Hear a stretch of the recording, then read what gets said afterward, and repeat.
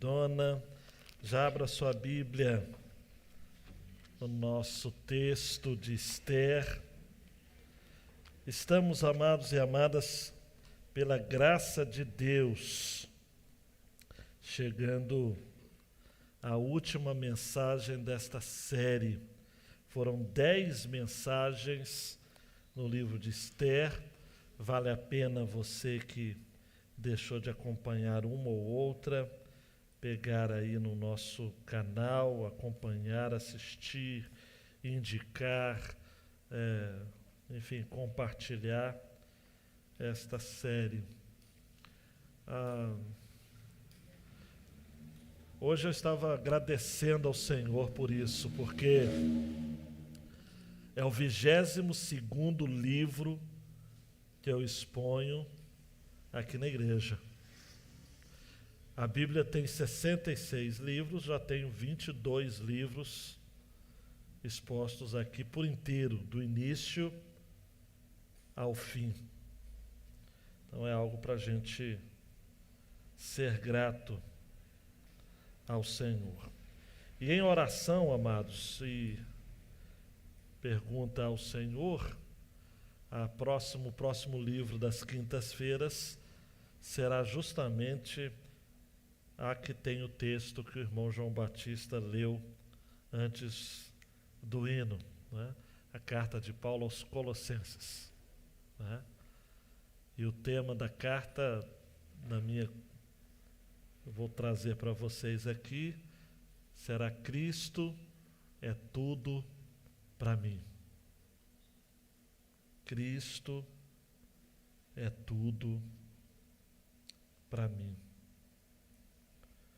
E mais tarde você vai entender como que a mensagem de Esther termina e como já vai abrir um leque, não é? Para Colossenses também. Nossa vida em Jesus. Vamos ao texto, amados.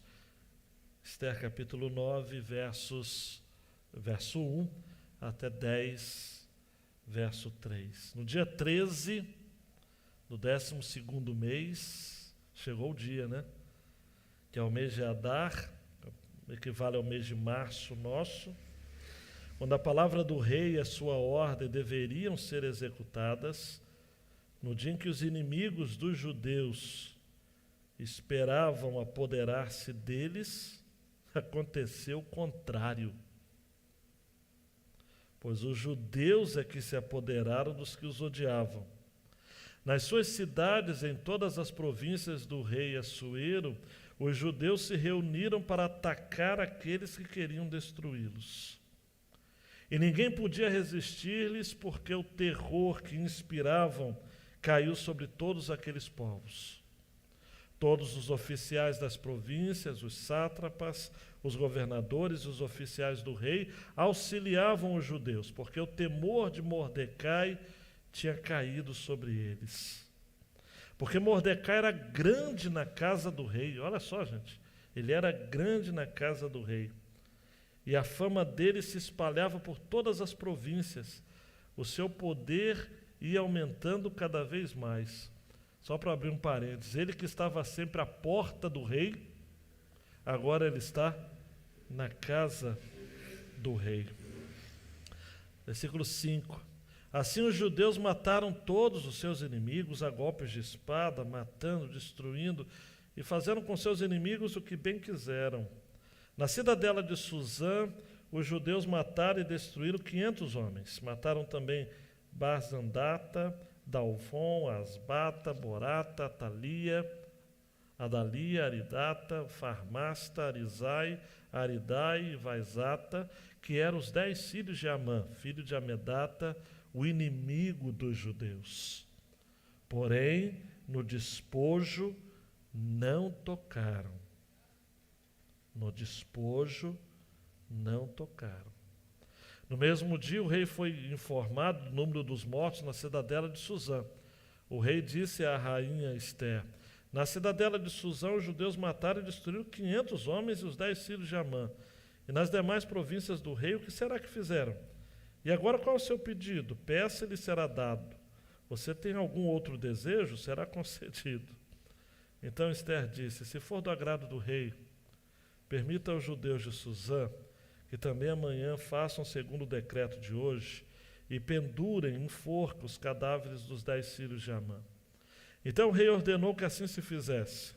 Um decreto foi publicado em Suzã e os cadáveres dos 10 filhos de Amã foram pendurados na forca. Os judeus de Suzã se reuniram também no dia 14 do mês de Adar e mataram 300 homens em Suzã, porém no despojo não tocaram. Também os demais judeus que viviam nas províncias do rei se reuniram e organizaram para defender a vida e se livrar dos seus inimigos. Mataram 75.000 dos que os odiavam, porém no despojo não tocaram. Isso aconteceu no dia 13 do mês de Adar. No dia 14 descansaram e fizeram dele um dia de festa e de alegria. Mas os judeus de Suzã se reuniram nos dias 13 e 14 do mesmo mês. Descansaram no dia 15 e fizeram dele um dia de festa e de alegria. Por isso os judeus das vilas que moram nas aldeias do campo fazem do dia 14 do mês de Adar um dia de alegria, de banquetes de festa, um dia que mandam presentes uns aos outros. Bem parecido com o nosso Natal, né? Mordecai escreveu estas coisas e enviou cartas a todos os judeus que moravam em todas as províncias do rei Assuero, aos de perto, aos de longe, ordenando-lhes que comemorassem o dia 14 do mês de Adar e o dia 15 do mesmo mês, todos os anos, como os dias em que os judeus se livraram dos seus inimigos, o mês em que a tristeza virou alegria e o luto se transformou em festa. E que esses fossem dias de festa e de alegria, de troca de presentes e dádivas aos pobres. Assim os judeus aceitaram como costume o que naquele tempo haviam feito pela primeira vez, segundo Mordecai lhes havia ordenado por escrito, porque Amã, filho de Amedato, o Agagita, inimigo de todos os judeus, tinha planejado destruir os judeus e tinha lançado pur, isto é, sortes, para os assolar e destruir. Mas Esther foi falar com o rei e ele ordenou por cartas que o plano perverso de Amã, que ele tinha elaborado contra os judeus, recaísse sobre a própria cabeça dele, e que ele e os seus filhos fossem enforcados. Por isso esses dias são chamados de Purim, do nome Pur. Daí, por causa de todas as palavras daquela carta e do que testemunharam e do que lhes havia acontecido, os judeus decidiram que eles mesmos, os seus descendentes e todos os que viessem a se juntar a eles, não deixariam de comemorar esses 2 dias, segundo o que se havia escrito a respeito deles, no tempo marcado, todos os anos. E que esses dias seriam lembrados e comemorados, geração após geração, por todas as famílias, em todas as províncias, em todas as cidades, e que esses dias de Purim jamais iriam desaparecer entre os judeus, e que a memória deles jamais se extinguiria entre os seus descendentes. Então a rainha Esther, filha de Abial, e o judeu Mordecai escreveram com toda a autoridade uma segunda carta para confirmar a carta de Purim.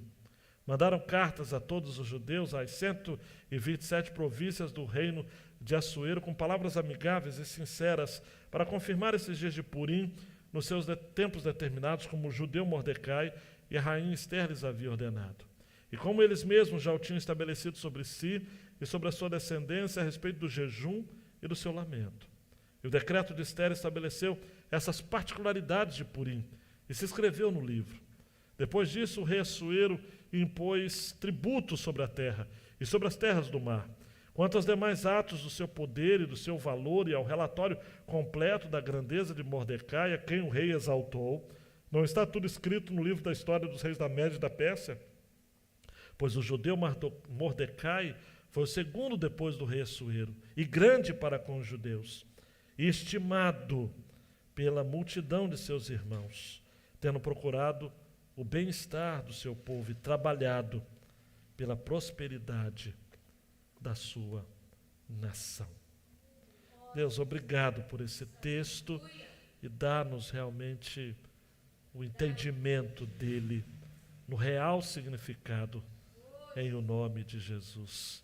Amém e amém. A despeito dos 33 versos lidos, a história ela é muito fácil de assimilar. A gente pode pensar em algumas cenas aqui muito interessantes que daqui a pouco a gente vai estar destrinchando. A primeira cena eu chamaria de, olha só, lá vem mais reviravoltas, tá? O livro de Esther é o livro das reviravoltas, é fantástico isso. E aqui nós temos uma reviravolta que, ao invés dos judeus sendo atacados, eles atacam, eles contra-atacam, não é? Ao invés de eles serem surpreendidos pelos seus inimigos, eles que surpreendem os mesmos.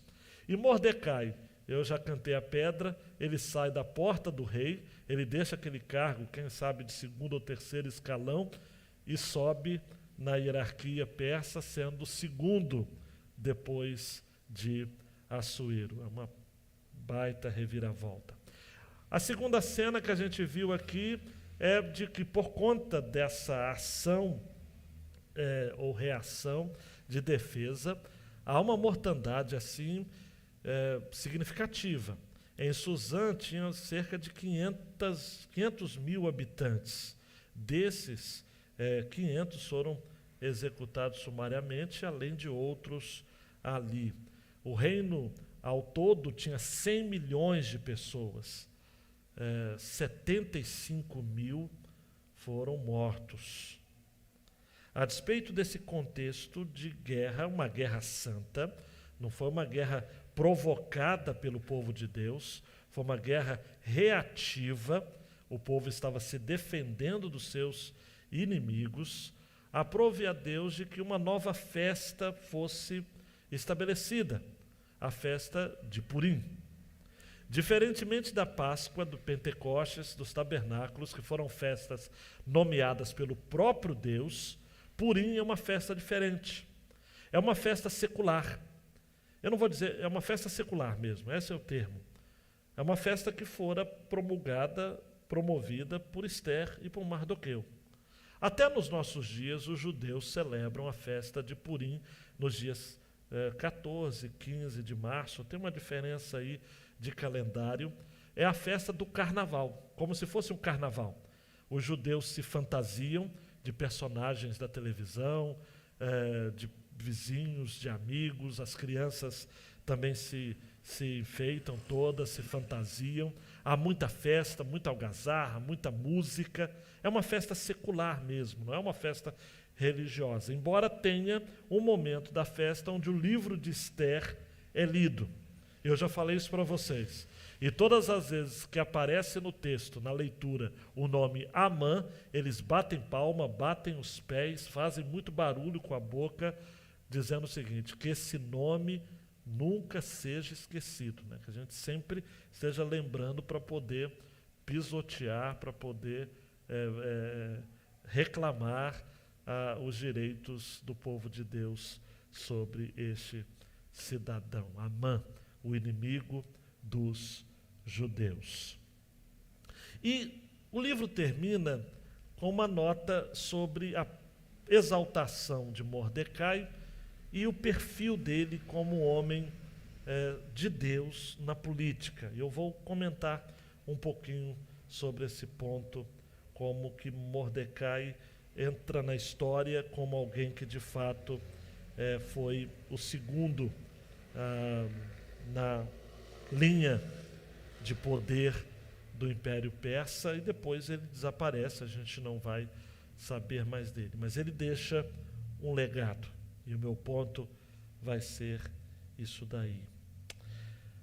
A grande ideia desta passagem, João Marcos, é de que celebramos a nossa vida em Jesus.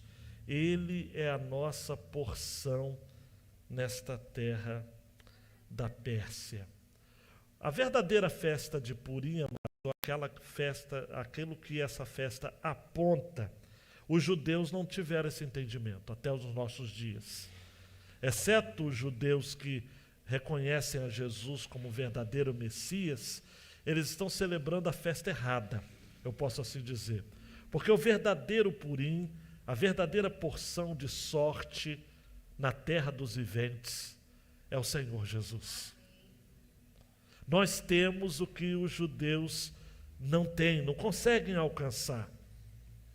Nós que vivemos nessa terra da Pérsia, nessa terra de tantas adversidades, e o próprio Jesus disse, no mundo tereis aflições, mas tem de bom ânimo, eu venci o mundo. Falar de que nós temos algum motivo para celebrarmos somente em Jesus. Ele é a nossa porção nesta terra da Pérsia. Então, a temática do livro de Esther fecha com chave de ouro. Nosso Deus atua nos detalhes para a preservação do seu povo eleito, usando providencialmente pessoas improváveis. Quem diria que Esther, de uma escrava na corte, iria se tornar rainha, iria se tornar poderosa na terra, e Mardoqueu, o seu tio, da porta do rei, trabalhando ali, iria se tornar uma espécie de primeiro-ministro. Mas Deus está o tempo todo nessa história. Hoje eu fiquei pensando o seguinte, algo que talvez você tenha participado esse ano, se não nos outros anos, embora alguém tenha alguma dificuldade com isso, imagina aquela tradição social nossa do amigo oculto, não é? Deus é o amigo oculto no livro de Esther. Ele está oculto, mas está agindo. É o Deus oculto. É o Deus que está guiando a história do seu povo. E agora, ao final, amados e amadas, há um motivo para celebrar. E a gente precisa parar para pensar nisso. No livro da série Heróis da Fé, de Charles Swindoll, no livro de Esther, acerca de Esther, ele cita uma frase da sua irmã, um texto da sua irmã, muito interessante, a Lucy. Ela diz o seguinte: o estado mais elevado e desejável da alma é louvar a Deus em celebração pela vida. Qual foi a última vez que você parou para celebrar a vida? Ela diz mais: sem momentos alegres, nossas vidas se perdem facilmente no mundo do dinheiro, das máquinas, da ansiedade ou da inércia. Coitadas das nossas almas, como elas lutam por alimento, esquecem-se de celebrar, esquecem-se ou esqueceram-se de pedir pequenas doses de ânimo. Esse último capítulo, penúltimo e último capítulo do livro de Esther, é um convite para a gente celebrar a vida. Você não pode deixar de compreender o seguinte, você que está acompanhando a mensagem toda, ou você que está aqui, você vai entender.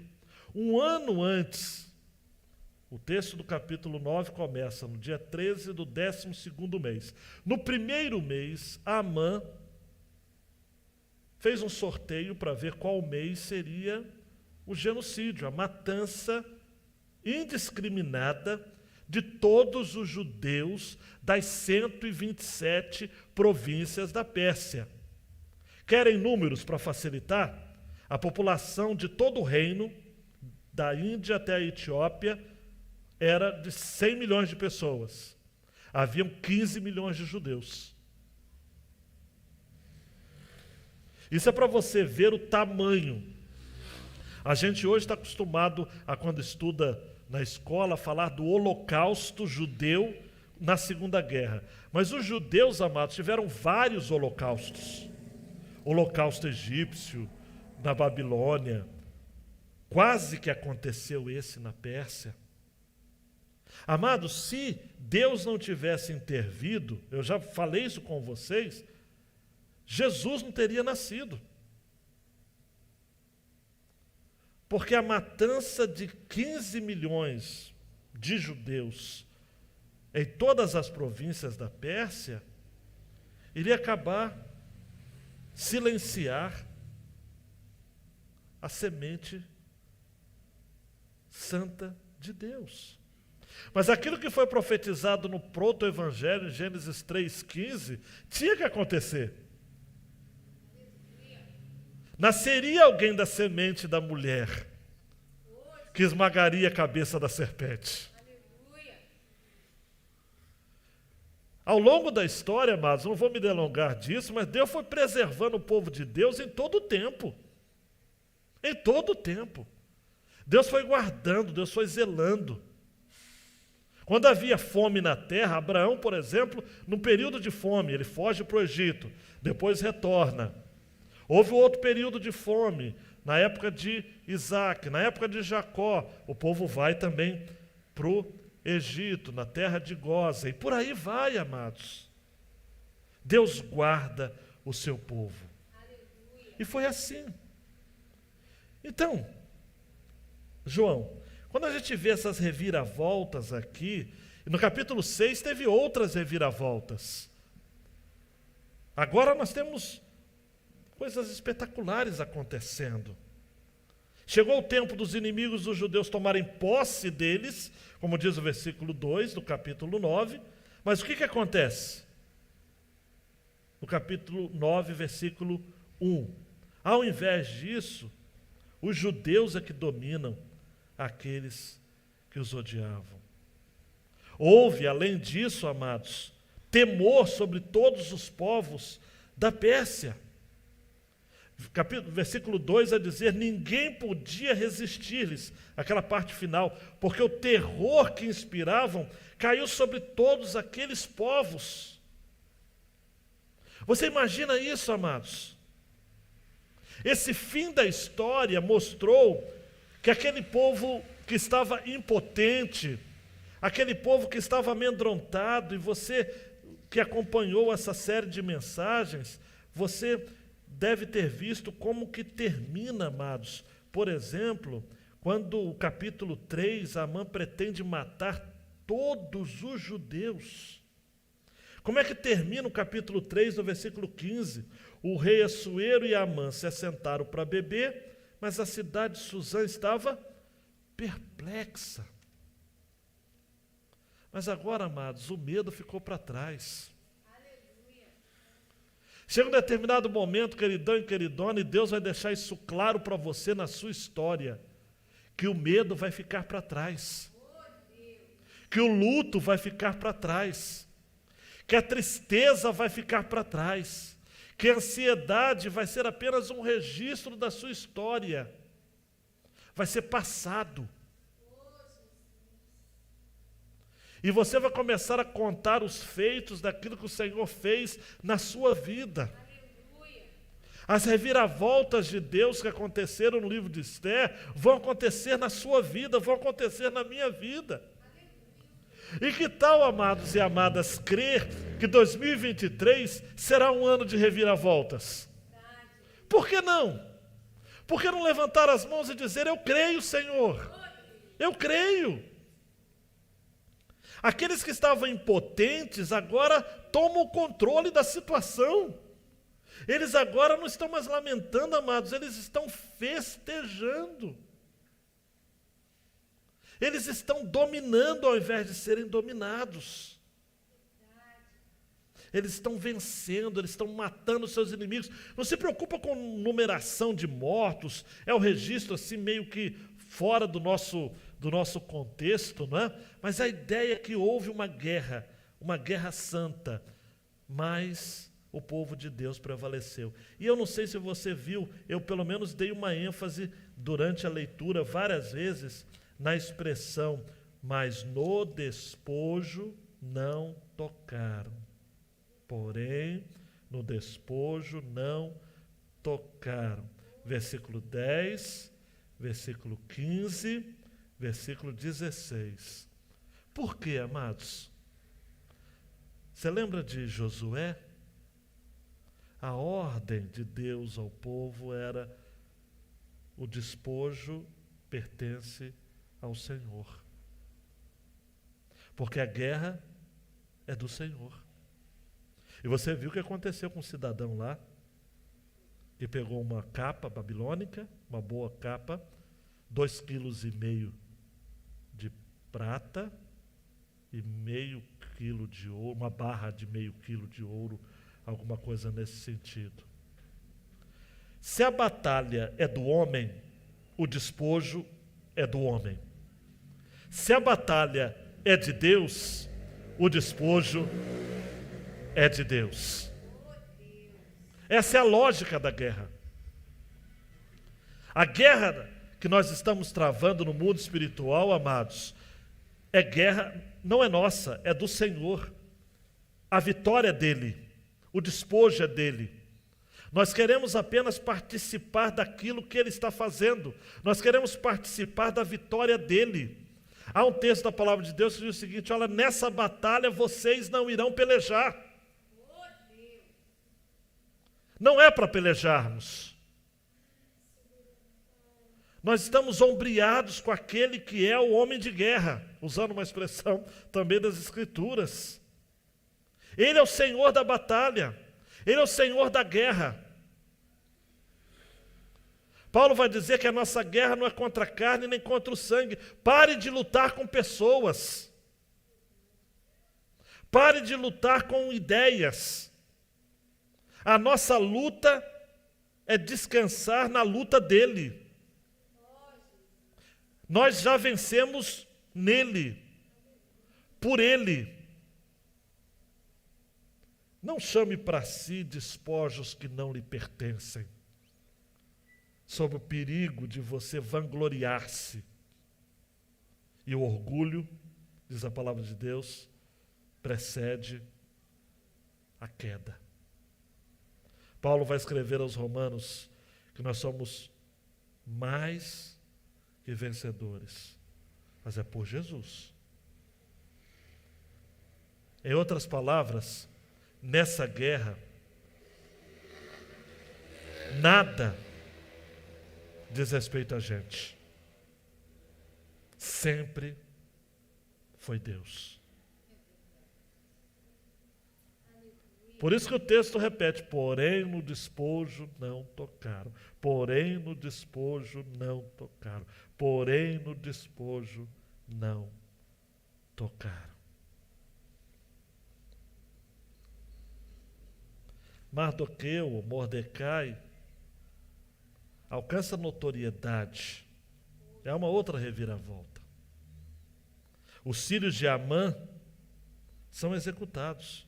E pode parecer que o pedido de Esther seja um pedido assim: ah, pastor, achei que ela não precisava daquilo. Precisava, como testemunho público. Também tem a ver com Josué.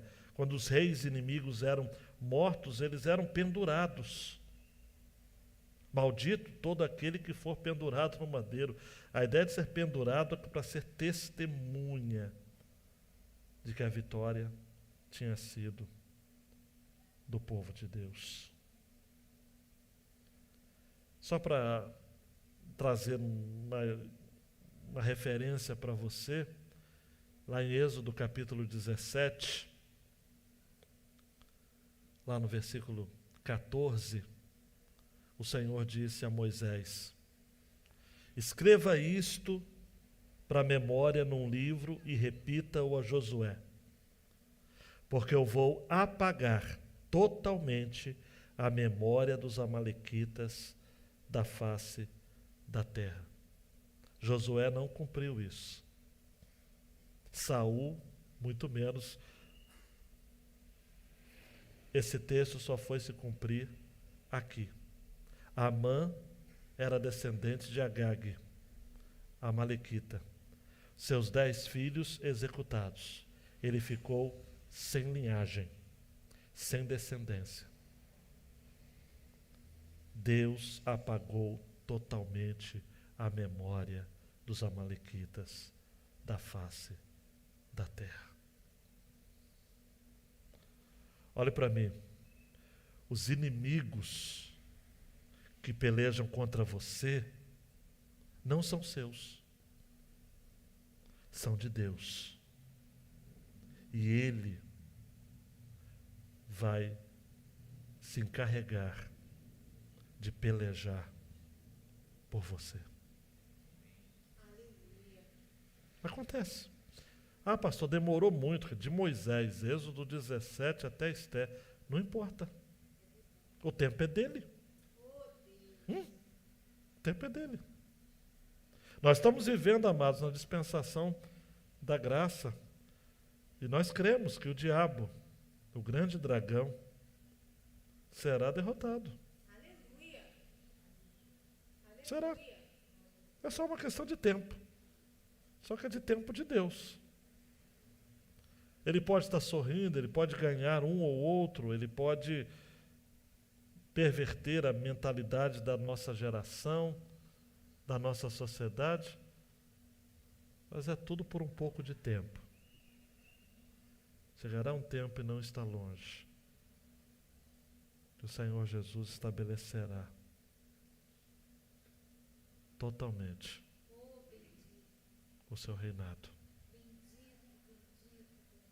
E viveremos em novos céus, em uma nova terra. Por isso, amados e amadas, João dando um clique, que a gente pode festejar. A gente não precisa festejar o Purim, porque nós temos o Natal que é melhor do que o Purim.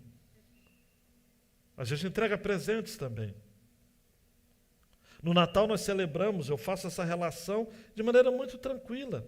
Historicamente são distintas, obviamente, eu não estou fazendo nenhuma análise de valor, mas eu estou dizendo que nós temos algo muito mais excelente para comemorarmos. Temos sim. Se Purim são 2 dias de banquetes e de alegria, a nossa festa é todo dia. Com Jesus é festa todo dia. E a gente não precisa se fantasiar, pular, tipo um carnaval fora de época. Não, não. Nós temos a verdadeira alegria. E ele fala de alegria, né, nesse verso, só para citar para vocês, versos 17, 18, 19, 22, fala de banquete. 17, 18, 19, 22 também fala de alegria. Mas nós temos a verdadeira alegria, amados. Em meio à celebração da vinda da luz ao mundo, que é Jesus, algo que transformou a nossa vida, nos tirou das trevas, e agora nós somos alcançados e colocados na luz. Será que a gente, vez por outra, não se esquece disso? De que nós temos motivos, sim, para comemorarmos? Será que em meio a toda a nossa correria para celebrar o Natal, e a gente faz uma correria para ir no mercado, para comprar as coisas, para dar presentes, mas onde está Deus? Será que você se lembra do motivo central da nossa celebração? Você tem se livrado daquilo que a gente pode chamar de consumismo, paranoia? Li um artigo do pastor Guilherme de Carvalho, um pastor presbiteriano, a náusea do Natal. A náusea do Natal. Será que nós paramos para agradecer ao nosso Pai, a quem toda a gratidão é devida? Será que a gente celebra, de fato, os bons momentos da vida? E a gente celebra Jesus, nosso maior presente? Purim é o plural, né? No hebraico, win é plural. Por, sorte, dot, presente. Lote. Jesus, amados, é a nossa principal porção, dote, presente, lote. Ele é tudo para a gente. Daí a ideia de Colossenses, não é? Cristo é tudo para mim. Aleluia. Ele é tudo que a gente precisa. Paulo chega a dizer que ele é tudo em todos. Ele é o mistério que esteve oculto, que foi revelado. Cristo em nós. A esperança da glória está lá em Colossenses, acompanha a próxima série, está uma coisa batendo com a outra. E a última porção, João Marcos, um crente exaltado na peça. O texto termina falando do rei Assuero impondo tributo sobre a terra. Nada mais Assuero do que mais impostos, né? Todos os Assueros gostam de impostos, né? Essa semana teve também no Congresso, vamos lá, e fura teto, e explode teto. Os Assueros gostam de tributos, impostos. A ganância dos poderosos nunca encontra limites. Está lá no texto, né? Depois disso, o rei Assuero impôs tributos sobre a terra e sobre as terras do mar. Falou, não, vão aumentar. Quem gosta de detalhes sabe que quando Assuero casou com Ester, está lá em 2:1, ele deu anistia, concedeu alívio às províncias e distribuiu presente para todo mundo, que ele estava gamadão em Esther. Agora, já estava casado há algum tempo e coisa e tal, ele aumenta os impostos. Ficou na mesma coisa. Não é? Ficou na mesma coisa. Mas eu não quero ficar falando sobre imposto, não quero ficar falando sobre tributo, porque esse é um assunto que deixa a gente deprê. Eu quero falar de Mordecai.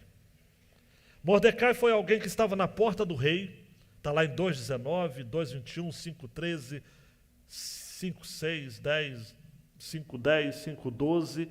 Ele estava... mudou aqui o som. Ele estava sempre na porta do rei. Mas agora ele está na casa do rei. Diz o texto, versículo 2. O rei o exaltou. Versículo 3. Ele foi o segundo depois do rei Assuero, grande para com os judeus. E preste atenção, estimado pela multidão de seus irmãos, procurava o bem-estar do seu povo e trabalhava pela prosperidade da sua nação. Só aqui já vale uma mensagem, né? Perfil de um homem de Deus na política. O homem de Deus na política precisa, primeiro, ser estimado pela multidão de seus irmãos, ter que procurar o bem-estar do seu povo e trabalhar pela paz, pela prosperidade. A palavrinha no hebraico para prosperidade é shalom, da sua nação. Eu quero, de maneira muito tranquila, falar de que depois de tanta perseguição, amados, depois de ter salvo a vida do rei, ter sido esquecido pelo rei, depois de ser preterido e ver Amã recebendo todos os louros, e ele demorou um tempo para ser reconhecido, o rei precisou perder o sono. Você acompanha a mensagem, não foi? O rei precisou perder o sono no capítulo 6 para que Mardoqueu fosse lembrado. E ainda depois de toda aquela honra, toda aquele frenesi, aquele espetáculo todo, ele volta para a porta do rei. Ele não é promovido, não ganha cargo nenhum, amados. Você que trabalha um funcionário público ou um privado, iniciativa privada, ele não foi promovido nada, no contra-cheque dele estava sempre o mesmo saláriozinho. O salário é o mesmo. Ele tinha fama, mas sua conta bancária continua a mesma coisa. O que fazer, amados, quando a gente é esquecido pelos homens? O que fazer quando a gente não é valorizado por aquilo que a gente faz? Você que está trabalhando todo dia, igual eu usar uma expressão meio feia, igual um serviçal, merece um aumento, mas você recebe sempre a mesma coisa. Mardoqueu esperou. E agora chega ao final da história como segundo na hierarquia do poderoso Império Persa. Mas olhe para mim, Mardoqueu não esqueceu a sua trajetória. Versículo 3 diz, pois o judeu Mordecai. Isso é muito interessante. Você se lembra que ele começa o livro querendo esconder a sua nacionalidade. Ele começa o livro falando para Esther, não fale acerca da sua nacionalidade. Agora ele é apresentado como o judeu Mardoqueu. E ele não esqueceu de que Deus é que o havia colocado ali. Por isso que ele foi grande para com os judeus, estimado pela multidão dos seus irmãos, procurou o bem-estar do seu povo e trabalhou pela prosperidade da sua nação. O que eu destaco aqui? Duas coisas. Primeiro, humildade. Quando Deus prevalece, as qualidades que ele exalta são simples e despretensiosas. Olhe para mim, humildade não tem nada a ver, eu vou lembrar daquilo que o Swindon coloca no seu livro. Humildade não tem nada a ver com a roupa, com a maneira de você vestir, com o salário que você ganha, com o lugar que você mora, o que você dirige, nem sequer a sua aparência. Você já reparou que Deus não manda em nenhum lugar nas Escrituras para que pareçamos humildes. A gente tem que ser humilde. Humildade é atitude. É atitude do coração. É atitude do espírito. Humildade é você conhecer o seu lugar. Hoje você está num cargo. Você não é um cargo. Você não é um contra-cheque. Você não é um crachá. Hoje você tem, amanhã você não tem. Hoje você está com aquele valorzinho a mais que você recebe, amanhã você pode não ter. Amanhã você pode até estar desempregado. Hoje você ajuda as pessoas dando cesta básica, amanhã você precisa ter a humildade de receber se precisar. Ora, pois. Humildade é saber o seu lugar. É jamais falar com alguém ou olhar com superioridade às pessoas que têm algum tipo de inferioridade. É ser como Jesus, aquele que era manso e humilde de coração. E segundo, preste atenção nisso daqui, hein? Legado. Uau! Há uma diferença entre herança e legado. Herança é aquilo que você deixa para as pessoas. Legado é aquilo que você deixa nas pessoas. Tem gente que se preocupa a vida inteira para juntar recursos para poder deixar de herança para os filhos. Eu preciso deixar os meus filhos com um pezinho de meia. Pelo menos uma casa. Mas a maior preocupação que você deve ter em relação aos seus filhos é deixar um caráter, um legado. Deixar algo neles.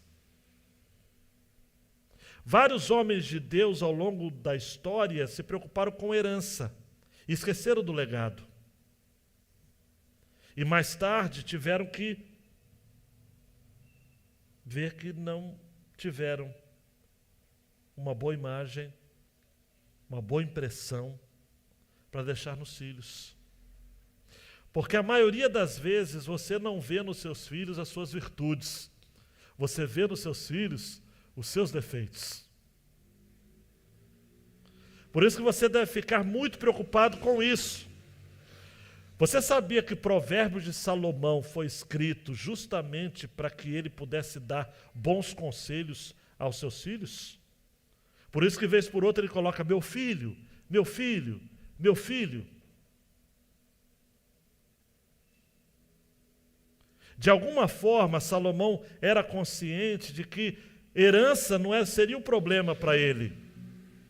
Mas ele havia dado maus exemplos a vida inteira sobre determinadas áreas que no livro de Provérbios ele fala.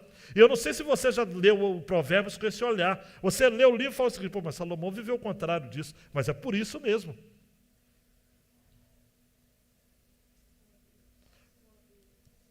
Provérbios, amados, é um meia-culpa, no sentido mais excelente da palavra. Não é uma mera desculpa, mas é um incentivo para que os seus filhos, no caso Salomão, e todos nós que temos esse livro santo nas nossas Bíblias, aprendamos de que o que mais importante, amados, não é deixar bens, mas é deixar valores. Valores. Muitas vezes nós vamos deixar legados em cima da nossa história. Mardoqueu, por exemplo, antes ele era reticente em muitos aspectos quanto à sua fé. Mas chegou um determinado momento que ele disse, não, parou, agora eu vou me posicionar. E quando ele se posiciona, o Senhor começa a honrá-lo.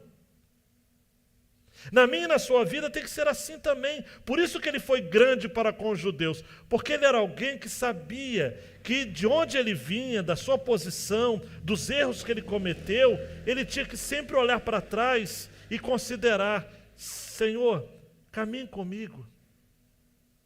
Existe um detalhe no original, por exemplo, trabalhando pela prosperidade. Ele trabalhava pela paz, ele falava pela paz, ele conhecia o valor da paz. Só valoriza a paz aquele que já viveu em guerra.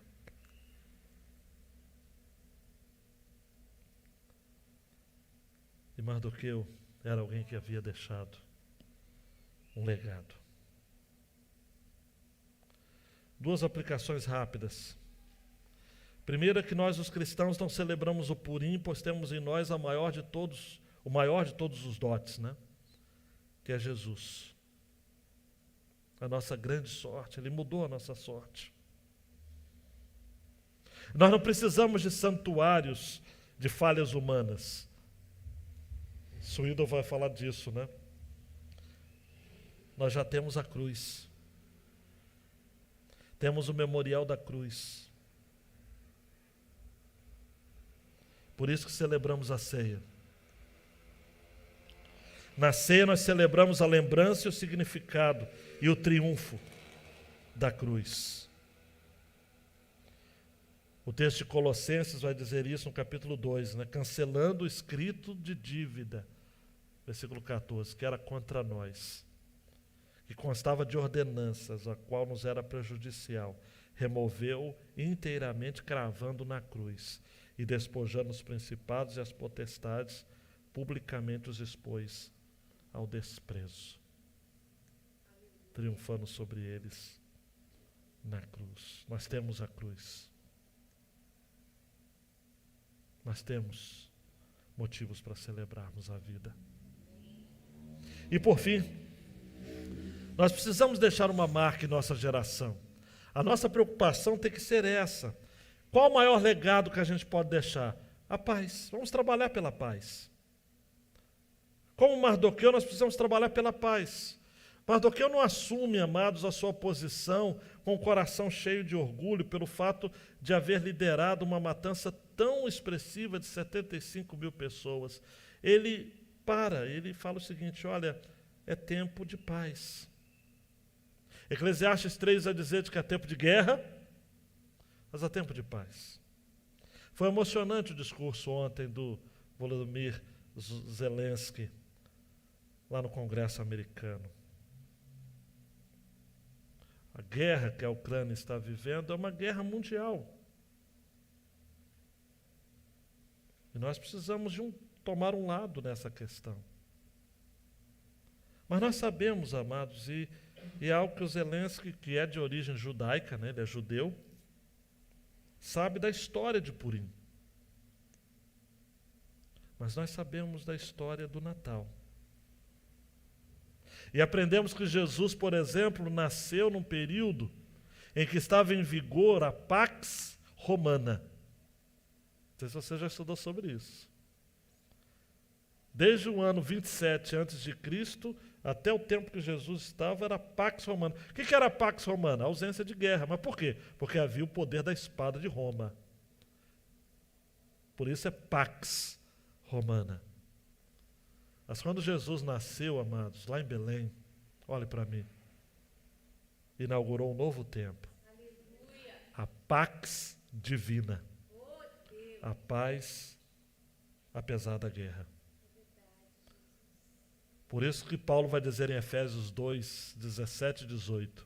E quando veio Cristo, aleluia, evangelizou paz a vocês que estavam longe, e paz também aos que estavam perto. Porque por meio dele ambos temos acesso ao Pai.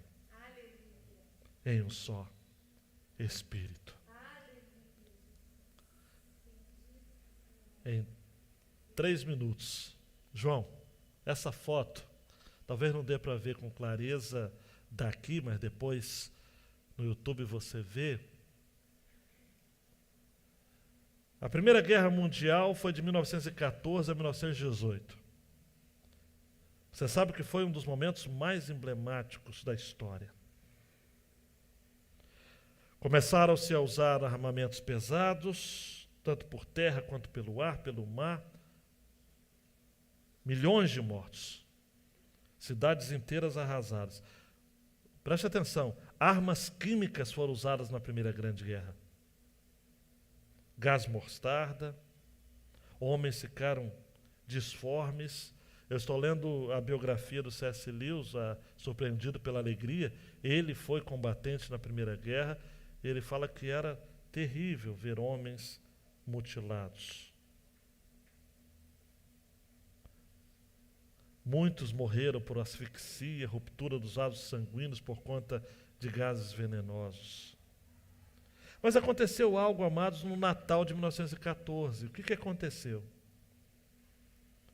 Na cidade de Ypres, na Bélgica, o exército alemão estava entrincheirado e do outro lado entrincheirado também franceses e ingleses. As linhas inimigas estavam muito próximas, de modo que cada tropa poderia ver seus inimigos e alvejar, caso saíssem das trincheiras. Mas era dia de Natal, amados. E alguns soldados começaram a se mostrar descontraídos, festivos. Estranhamente, amados, depois de um determinado tempo, soldados saíram de suas trincheiras e começaram, então, a desejar Feliz Natal. Compartilharem bebidas, comidas, em contexto de guerra. Soldados rasos e oficiais de alta patente começaram a se unir numa verdadeira trégua, a trégua de Natal. Um dos relatos que eu quero citar aqui para vocês foi de um capitão do exército inglês. Ele disse o seguinte: às 8h30 eu vi 4 alemães desarmados deixarem a sua trincheira e se dirigirem para nós. Eu mandei 2 dos meus homens se encontrarem com eles também desarmados, com ordens para que eles não ultrapassassem a metade do caminho entre as trincheiras. Eram 3 soldados rasos e um pardioleiro, e o porta-voz deles disse que queria apenas desejar um Feliz Natal e esperava que nós mantivéssemos uma trégua. Nós até conversamos. E um deles disse que tinha até uma namorada e uma bicicleta na nossa cidade. Claro, amados, que a guerra depois retornou. Claro que a matança depois prosseguiu. Claro que os oficiais envolvidos nessa trégua do Natal foram todos punidos pelos seus superiores. Claro. Mas ficou para a história que o Natal de 1914 foi celebrado em meio a trincheiras na Primeira Grande Guerra. Mas, amados, dando um clique, João, nas Campinas de Belém, e agora sim é o nosso motivo de celebração. Nós celebramos a Jesus. Aleluia. A nossa porção nessa terra. Porque aquilo que foi anunciado aos pastores em Belém continua ecoando. Glória a Deus nas maiores alturas e paz na terra entre os homens a quem Ele quer bem. Será que foi por acaso que um dos títulos de Jesus em Isaías capítulo 9, versículo 6, seja justamente Príncipe da Paz? Não. Paulo vai dizer aos Romanos: no que depender de vós, capítulo 12, tenham paz com todos. Você pode ficar em pé para a gente terminar? Num livro, amados, em que Deus esteve nos detalhes, como é bom terminar deixando claro que Shalom é a palavra que vai estar no hebraico no versículo 3 do capítulo 10. O último verso de Esther fala de Shalom. fala de paz. E fala de Mardoqueu como alguém que trabalhava pela paz. Isso não é apenas algo por acaso. Jesus vai ser anunciado como o príncipe da paz.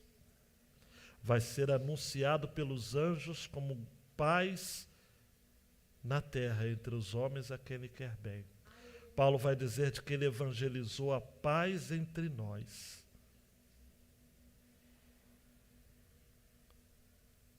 E quando Jesus ressurreto em João entra no cenáculo com os discípulos amedrontados, Jesus diz: paz seja convosco.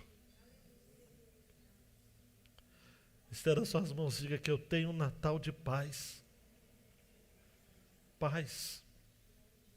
Que eu seja um agente de paz. Aleluia. Nesse mundo, amados, as pessoas se odeiam demais. As pessoas estão brigando demais, amados. As pessoas estão se matando, as pessoas estão se ofendendo nas redes sociais. Essa polarização doentia, adoecedora, tem feito do brasileiros sendo inimigos de brasileiros. Está na hora de alguém lutar pela paz. E a igreja de Jesus é chamada. No que depender de vós, tenham paz com todos. No Evangelho de Lucas, no capítulo 10, naquela comissão, não é? Os discípulos são orientados por Jesus a, quando chegarem numa casa, desejarem paz. Se ali tiver um homem da paz, tudo bem. Se não tiver, aquela paz vai voltar. Não é isso? Precisamos, então, trabalharmos pela paz. E só para terminar, porque é muita coisa bonita da Bíblia, né? Em Mateus capítulo 6, nas bem-aventuranças. Bem-aventurados os pacificadores, porque eles serão chamados filhos de Deus. Deus só tem filho de paz. E no fruto do Espírito, o amor, a paz, a alegria e por aí vai. Deus, esta mensagem não poderia terminar de maneira diferente. Porque é isso que o Senhor está chamando a sua igreja. E eu não tenho dúvidas de que nós precisávamos ouvir isto. Nós precisamos, ó Pai, crer de que o Senhor nos coloca em evidência neste mundo, em nossa influência sobre pessoas, para sermos agentes de paz. Paz na nossa casa, paz no nosso trabalho, paz no Brasil, paz no mundo. Se uma véspera de Natal ocasionou uma trégua numa das guerras mais absurdas, faça isso aqui de novo, Senhor. Na minha casa, na casa dos teus filhos, na repartição de trabalho dos meus irmãos, das minhas irmãs, na sua igreja, em Brasília, no Rio de Janeiro, em Angra dos Reis. Que a sua paz reine sobre nós. Seja um Natal de paz.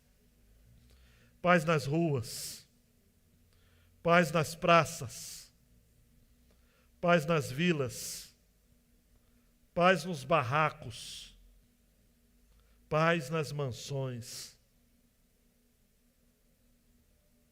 paz. Ah, Jesus, não posso me esquecer de João 14. Deixo-vos a paz. A minha paz vos dou. Eu não vou lá dou como o mundo a dá.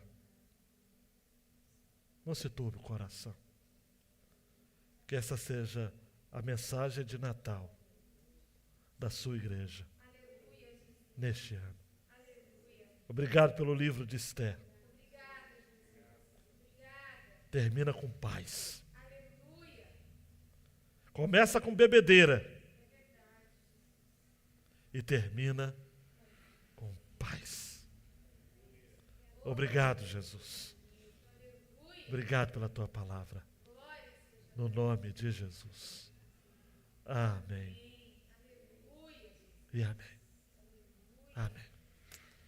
Sacete, queridão, queridona, agradeça a Deus por este tempo tão memorável, tão especial.